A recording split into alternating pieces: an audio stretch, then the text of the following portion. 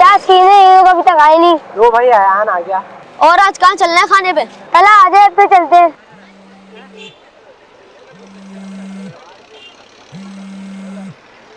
आयान किसकी कॉल है? अम्मी की है यार। जी बोलिए, आपको कहा भी था देर से आऊंगा, क्यों बार बार फोन कर रही हैं? मत क्या करें मेरी फिक्र, पता नहीं क्या मसला है यार इन्हें। चलो यार तला को फोन कर देते हैं, वो डायरेक्ट आ जाएगा, हम चलते हैं। आज तो बहुत ही देर हो गई। क्या? अरे भाई मुझे क्या पता मैं कब आऊंगा, आपको मेरा इंतजार करने की जरूरत नहीं है, बताया भी था खाना बाहर खाऊंगा। हाँ तो मेरे साथ खाना खाने की क्या जरूरत है, पता भी है मैं कितना मसरूफ होता हूँ। खा लिया करें, मेरे बगैर भी खाना खा लिया करें, आपके अलग से उतर जाएगा।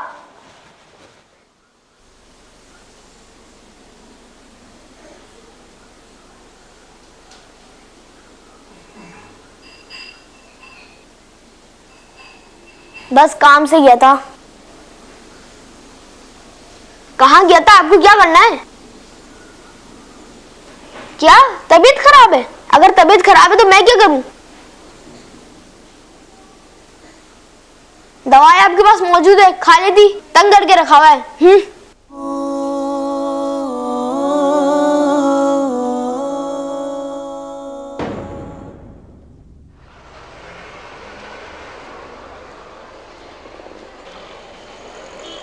यार आज जो हमारी डील थी वो कल फाइनल करते थे, सही है? क्योंकि आज थोड़ा मसरूफ हो गया हूँ। बस तुम चेक तैयार रखना। यार यार आपकी अम्मी का इंतकाल का सुन के बड़ा अफसोस हुआ है। हाँ यार क्या करें, बस वो अल्लाह को मंजूर था। अब जाए अंदर। अरे ताया अबू, बेटा ये खत तुम्हारी अम्मी ने तुम्हारी बड़ी अम्मी को दिया था, ये पढ़ लो, लाजमी पढ़ लेना बेटा, ये तुम अभी पढ़ लेना। ना दुखाना कभी भी इनका दिल ना दुखाना कभी भी इनका। बेटा उम्मीद करती हूँ अब तुम पुरसुकून होगे, क्योंकि तुम्हारी माँ अब इस दुनिया में नहीं है। बेटा मुझे तुम्हारे पैसे नहीं, तुम्हारा वक्त चाहिए था।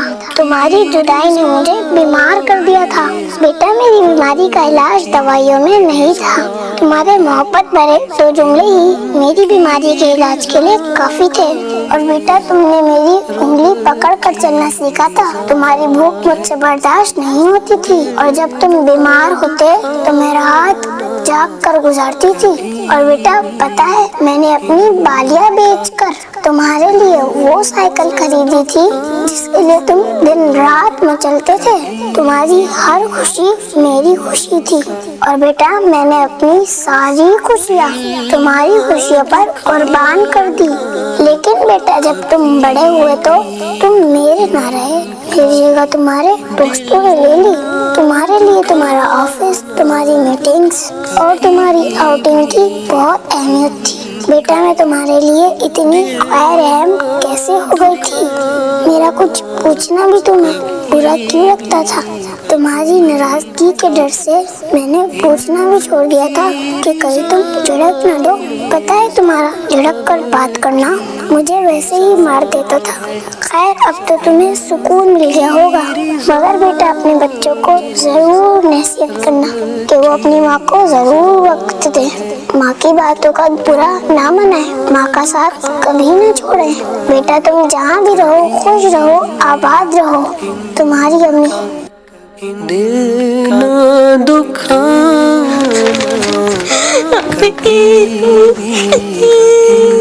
अम्मी वापस आ जाओ। अम्मी मैं आपकी खिदमत करूंगा, अम्मी वापस आ जाओ। अम्मी मुझे माफ कर दो अम्मी। दुखाना कभी भी मैं आपकी हर बात मानूंगा अम्मी, वापस आ जाओ। अम्मी मुझे माफ कर दो अम्मी, वापस रोज जल्दी आऊंगा अम्मी जान, वापस आ जाओ। प्यारे प्यारे इस्लामी भाइयों, माँ और वालिद ये ऐसी नेमत हैं जिसकी कदर कर लीजिए।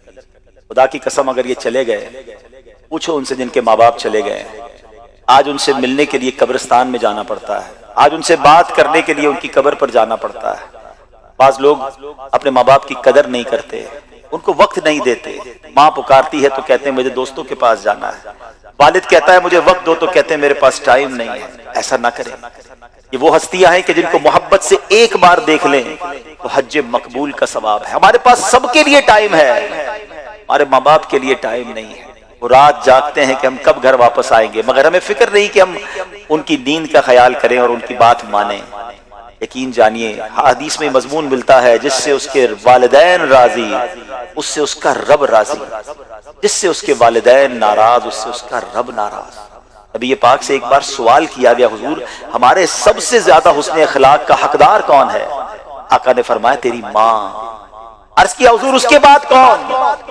फरमाया तेरी माँ। हुजूर उसके बाद? फिर इरशाद फरमाया तेरी माँ, और उसके बाद फरमाया तेरा वालिद। हम सब के लिए मोहब्बत बिखेर रहे हैं, हमारे कस्टमर हों, हमारे दोस्त हों, हमारे और फ्रेंड्स हों, सबके लिए टाइम है, मगर शायद बहुत सारे वो लोग हैं जो माँ बाप को वक्त नहीं देते। आज इस सेगमेंट के बच्चों के इन पैगाम से इस नए साल का पैगाम ले लीजिए कि अब ये आने वाला साल हम अपने माँ बाप की कदर करें। माँ बाप राजी हो गए तो इंशाअल्लाह रब भी राजी हो जाएगा। जिसके साथ माँ बाप की दुआएं हैं उसको कामयाबी से कोई नहीं रोक सकता। लेकिन आज हाल बहुत बुरा है। रिवायतों में मजमून मिलता है कि बेटा अपने वालिद के साथ ऐसे रहे कि जैसे गुलाम आका के साथ रहता है, मगर हाल यह है कि आज बूढ़े बाप को बेटे ने गुलाम बनाया हुआ है। ऐसा ना कीजिए, उनकी कदर कीजिए, इस पैगाम को एडॉप्ट कीजिए, एब्जॉर्ब कीजिए और अपनी जिंदगी में इसको इस तरह दाखिल कीजिए। जिनके माँ बाप हयात हैं वो उनकी कदर करें, और अगर माँ बाप चले गए, जैसे इस बच्चे ने पैगाम दिया कि अब वो माँ की मैयत पर कह रहा है कि माँ वापस आ जाओ, मैं तुम्हारी खिदमत करूंगा। अब माँ ने नहीं आना, मगर मेरा मजहब, हमारा दीन कितना प्यारा है। अहादीस में ये मजमून मिलता है कि अगर किसी बच्चे ने अपने वालिदैन का वैसा अदब नहीं किया, वैसी खिदमत नहीं की, तो अब भी उसके पास मौका है कि वो उनकी ईसाले सवाब के लिए खूब नेकियां करे, उनके लिए दुआएं मगफिरत करे, उन्हें खूब सवाब पहुंचाए। अल्लाह की रहमत से उम्मीद है कि उसको माँ बाप का फर्मा बरदार लिख दिया जाएगा। तो अपने माँ बाप के लिए ईसाले सवाब वाले, सदका जारिया वाले काम कीजिए, तो इंशाअल्लाह आपको इसका अजर भी मिलेगा और वालिदैन की रूह भी खुश होगी। अल्हम्दुलिल्लाह, यही मदरी चैनल का अंदाज है, दावत इस्लामी का अंदाज है कि हमें कुरान और सुन्नत की रोशनी में जिंदगी गुजारने का सलीका देते हैं। अल्लाह मुझे भी और आपको भी, जिनके वालिदैन हयात है, अपने वालिदैन का अदब करने की तौफीक अता फरमाए। जिनके वालिदैन चले गए, रब्बे करीम उनकी बेहिसाब मग़फ़िरत फरमाए। आमीन बिजाहि नबी अमीन सल्लल्लाहु अलैहि वसल्लम।